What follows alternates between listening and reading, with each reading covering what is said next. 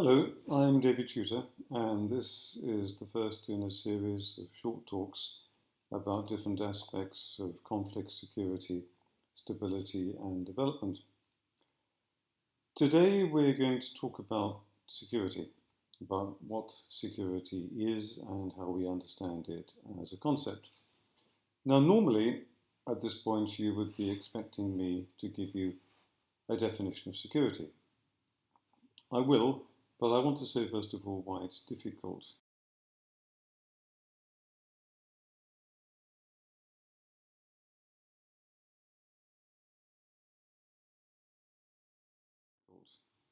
All of the four subjects I've mentioned and a whole series of related subjects have no agreed definition.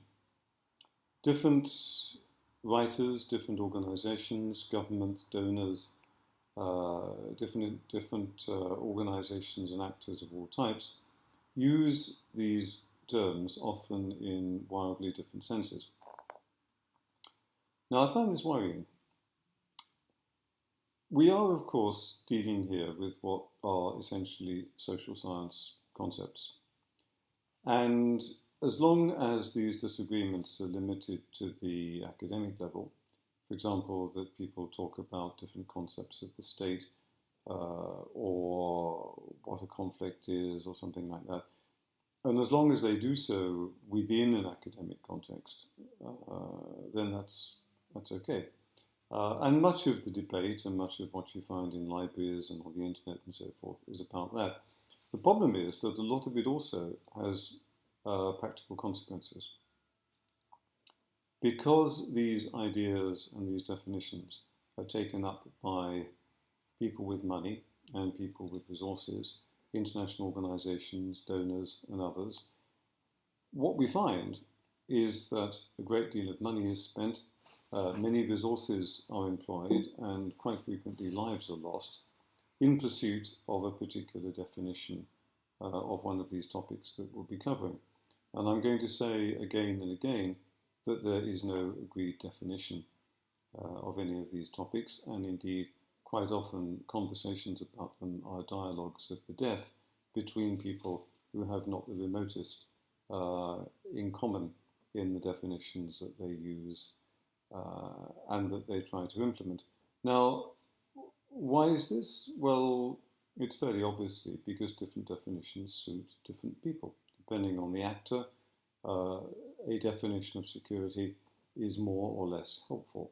I'm obviously going to put forward a definition of security which establishes my right to be involved in the security area.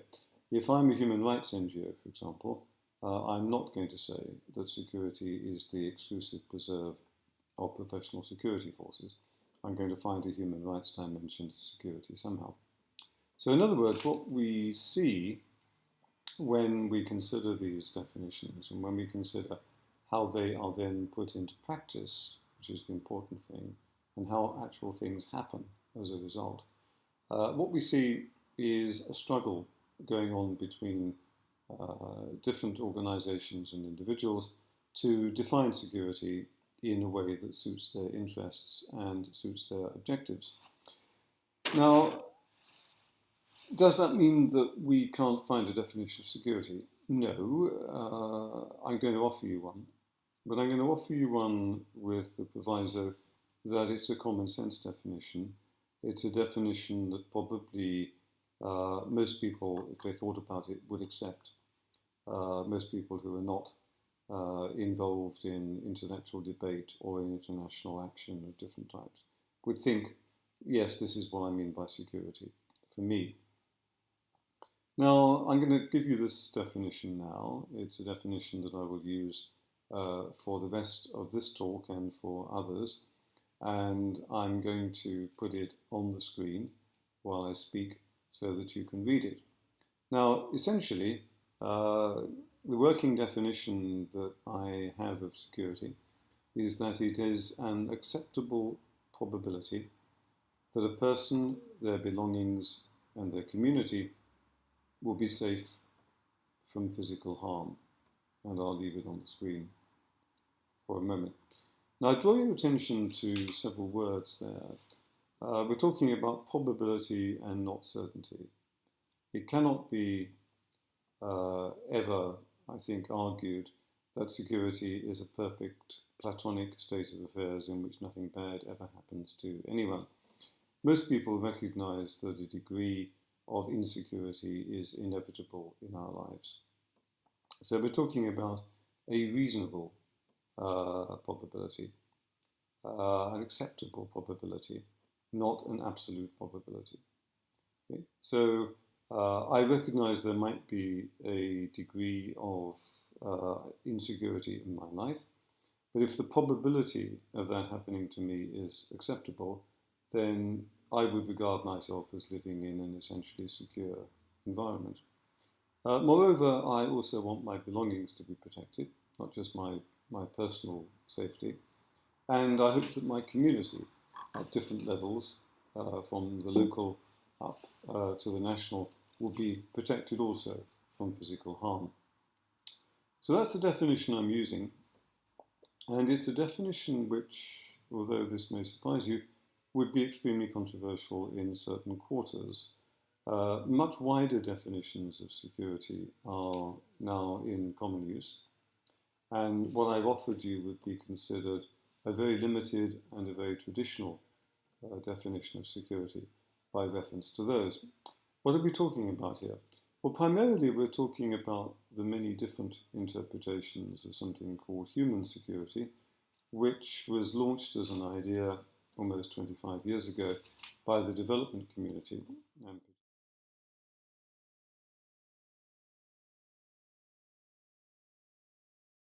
and particularly the United Nations Development Programme, and included explicitly, for example, things like health, education, the environment, and so forth, which had not previously been seen as part of security in the narrow sense, but it was argued by human security advocates that they should be. Now, why did this happen? Well, in the intellectual confusion that followed the end of the Cold War, the whole concept of security really seemed to be up for grabs. It wasn't very obvious what security meant anymore, particularly if you had been thinking in a very restricted and very rigid East-West context.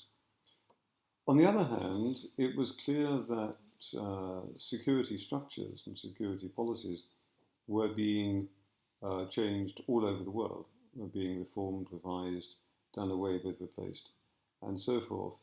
And there was a lot of action going on. There was a lot of influence to be had. And if you were an NGO, for example, there was a lot of money to be had.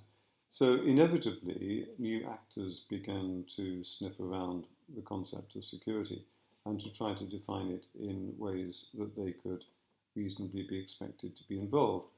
Now, this is important because, of course, the whole of the development and donor lobby from which much of this initiative came, broadly speaking, knew nothing about security.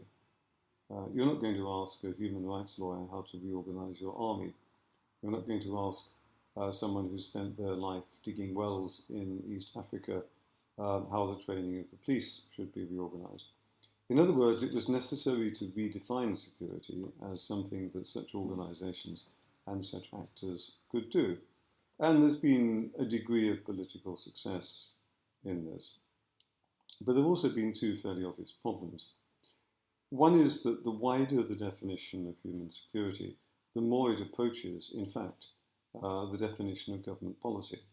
If you're going to include health and education and social services and so forth in security, the question soon arises, what are you not including in security? And how is security any different from government policy? Which is a good point. And secondly, as a consequence of that, human security as a concept is useless for any kind of operational planning. By including everything, it basically includes nothing. And any attempt to actually draw up and implement a human security policy would be impossibly complicated. It's also worth pointing out that the subjects that human security says that it he wants to put more importance on, are not new. Food security, for example, goes back until at least the First World War. Social security goes back to the 1880s in Germany when it was introduced by Bismarck. Education as a right and as something that government should provide has been acknowledged for 150 years. There's nothing new about these subjects. All that is new is that they are brought in to the traditional concept of security with the objective of smothering it and turning it into a different subject. But they're not new, and all these things are done anyway, and many of them are actually called security. It's just that they're not included in the traditional subject matter of security as I define it here, for example. Finally, I think it's always worth pointing out that although human security claims to be interested in the security of individuals rather than the state, this is actually a false distinction. And the state has always, I say always, but in the lifespan of modern states, has always been at least as interested in the security of individuals as in its own security. So this is a false antithesis. Once again, there's nothing new. So the question arises, if we're going to use a relatively conventional, relatively traditional definition of security, how can we break that down into something that we can use, we can work with in an attempt to develop an actual security policy? Well, I would suggest, for convenience, using the military division of security into 3 levels. Not because security is a military subject or military subject only, but because it's intellectually convenient and handy to do so.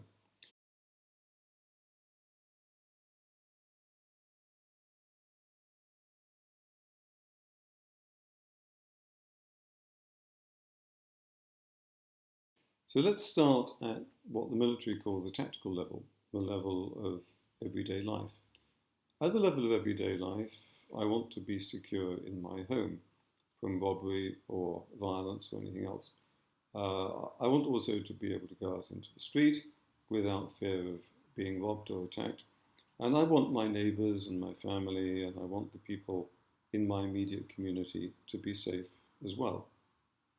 Part of this, of course, is my own responsibility. I cannot expect the state to protect me if I do stupid things. This is perhaps not a very fashionable thing to say at the moment, but it is a fundamental part of security.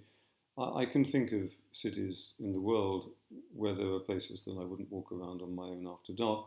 In fact, probably not 10 kilometers from where I'm sitting now on a gloomy morning in Paris, there are parts of the city that I wouldn't walk around on my own at night. This is common prudence, and if we don't exercise that common prudence, we really can't complain. But beyond that, what we seek when we seek tactical security, as I say, is effectively the security of our persons, our homes, and our immediate environment. What the military call operational security, or the operational level of security, is the level of the community. It might be the neighborhood in which I live. It might be my group. It might be my village, my town, even my city. And here, what is important is that it is the government and not some other force that is responsible for providing a structure within which I live. So, for example, my local authority is not controlled by organised crime. Shopkeepers don't need to pay protection money to political or military gangs in order to survive. I can walk around the city without fear of indiscriminate violence and so forth. In other words, it's the security of the region in which I live, whether that's a large geographical region, a city, or whatever. And this is very much linked, a point we'll come back to, with the type of security envisaged by Max Weber when he said that the state is that entity which successfully claims a monopoly of legitimate violence. And we're talking about that in the context of the community. I want to be able to go and do things, live my life in a community which is not controlled by others and where I feel safe. The third level is strategic security, which in a sense is well understood because there are libraries of books on the subject and dozens, probably hundreds, of professors of security studies all around the world. And when we talk about national security, or when we talk about strategic security, we think we know what we mean. In fact, we don't know what we mean. As usual, there are all sorts of different distinctions and all sorts of different definitions.